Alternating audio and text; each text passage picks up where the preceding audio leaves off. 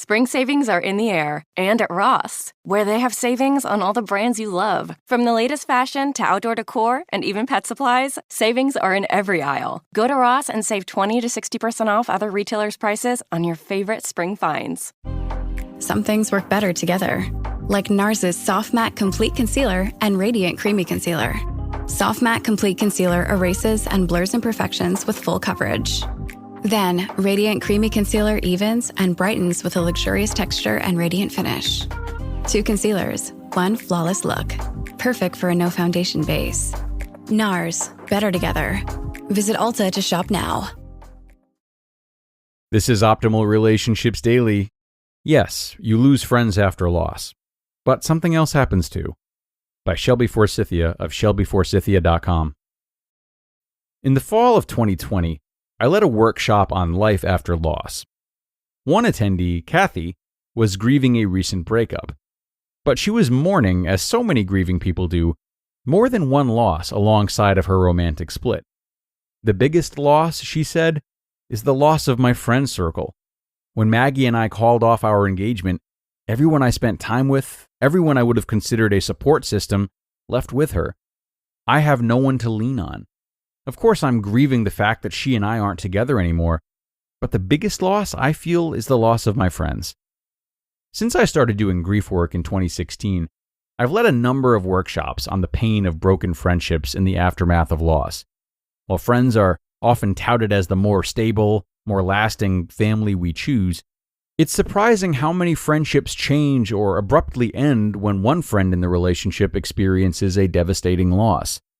Whether our friends are directly connected to our loss, as Kathy's friends were in the breakup of her engagement, or witnesses to our grief, it's normal for us to assume that they'll stand by as we put our lives back together. But in many cases, our friends are an unexpected source of further pain after loss. They say hurtful things, they pull away with no explanation, they fail to ask how we would like to be supported, they pressure us to be happy or fine, or they plain disappear altogether. The list of emotional injuries goes on. And pretty soon, we're cut off or disconnected from a circle of friends that we used to call home. Many of my clients have described this experience as feeling like they've been left out to sea with no resources, or feeling like they're standing outside of a warm, happy restaurant in the freezing cold, watching everyone else be normal and happy inside without them. The story Kathy and so many grieving people tell themselves is that they have nowhere to belong, because the place where they used to fit no longer welcomes them. They've been cast out of a closed circle, and they are doomed to be adrift in a friendless wilderness forever. I will never discount the reality of a griever's lived and felt experience, and there's often more than one way to tell a story. During the workshop, I lightly lobbed a reframe in Kathy's direction. What if, I said, instead of being pushed out of a circle and existing forever in the lonely margins, you were hovering in the middle space of a Venn diagram? What if you weren't permanently rejected from humanity so much as you are in transition to a new circle of friends? Because here's the thing, whether we realize it or not, losing friends after a loss, with all of its pain and confusion and internal wrestling, is a clear sign that the people we used to be in a relationship with can no longer be good companions to us in grief. For whatever reason, they don't have the tools, the space, the energy, the time, the words, the nature, or the ability to walk with us as we traverse the road of loss.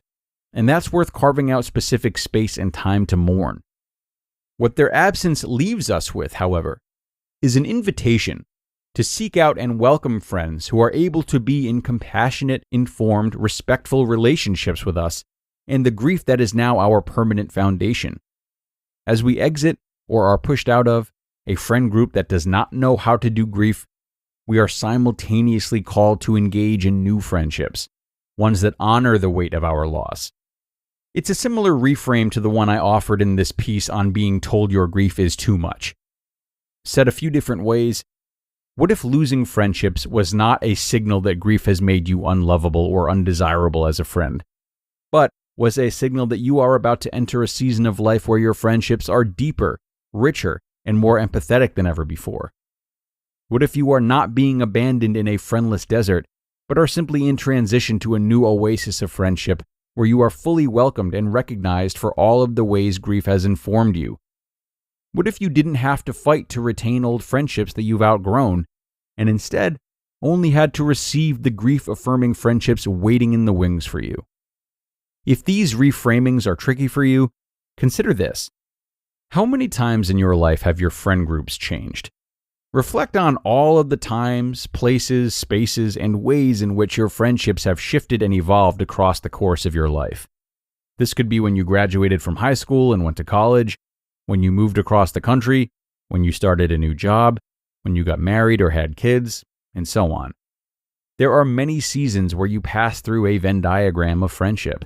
You leave a former circle, you hang out in the uncomfortable, clunky, lonely, uncertain middle space for a while, you have some weird coffee dates, you make some awkward conversation, you try some different hobbies, you enter into a new circle and set roots down with new people.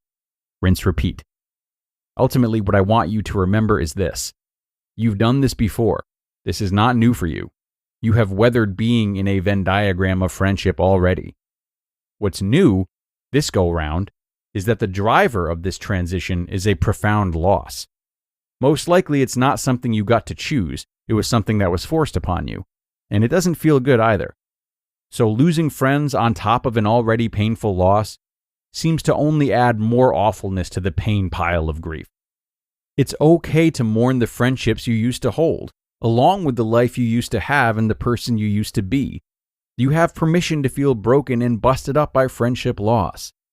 And as you grieve the emotional and relational deaths of your friendships, rest assured that just like you've witnessed in other seasons of your life, there are new and more appropriate friendships seeking you and waiting for you to seek them out. Like a custom-fitted garment, they will wrap snugly and comfortably around you and the losses that you carry. You may feel alone now, but you won't be alone forever. You just listened to the post titled, "Yes, You Lose Friends After Loss, But Something Else Happens Too," by Shelby Forsythia of shelbyforsythia.com. This episode is brought to you by State Farm. You might say all kinds of stuff when things go wrong, but these are the words you really need to remember. Like a good neighbor, State Farm is there. They've got options to fit your unique insurance needs, meaning you can talk to your agent to choose the coverage you need, have coverage options to protect the things you value most, file a claim right on the State Farm mobile app, and even reach a real person when you need to talk to someone. Like a good neighbor, State Farm is there. Don't miss your chance to spring into deals at Lowe's. Right now, get a free 60-volt Toro battery when you purchase a select 60-volt Toro electric mower. Plus, buy 3 19.3-ounce vegetable and herb Bonnie plants for just $10. It's time to give your yard a grow-up. Lowe's. We help. You save. Valid through 4/23. Selection varies by location. While supplies last. Discount taken at time of purchase. Actual plant size and selection varies by location. Excludes Alaska and Hawaii. And a post that I absolutely loved from Shelby today. Thanks a lot to her for sharing and discussing those reframes that she led Kathy through. Now, what I enjoy most about her approach here is that this positive outlook that she's trying to instill in Kathy is not at all unrealistic. Positive thinking can often get a bad rap as many of us tie it to a sense of delusion. But in Kathy's case, and in most all of our cases when we're caught in the middle of something painful that seems inescapable, our tendency to think negatively and see no solutions or opportunities are highly illogical. Though in the midst of our hurt, we might defend these tendencies to the death. So if you find yourself caught in a loop similar to Kathy's, do your best to step outside yourself, almost rise above your body and look at your life from a bird's eye view. Is it realistic for you to have reached some kind of endpoint that you'll never recover from? 99% of the time, that could not be farther from the truth. Of course, we do want to honor our difficult feelings, but that honor can coexist with reminders about hope that lies ahead. And with that, I'm going to turn you loose for today, everybody. Thank you so much for joining me, and I hope you enjoyed this post from Shelby as much as I did. Enjoy your Saturday if you're listening in real time, and I'll see you back here tomorrow, where your optimal life awaits.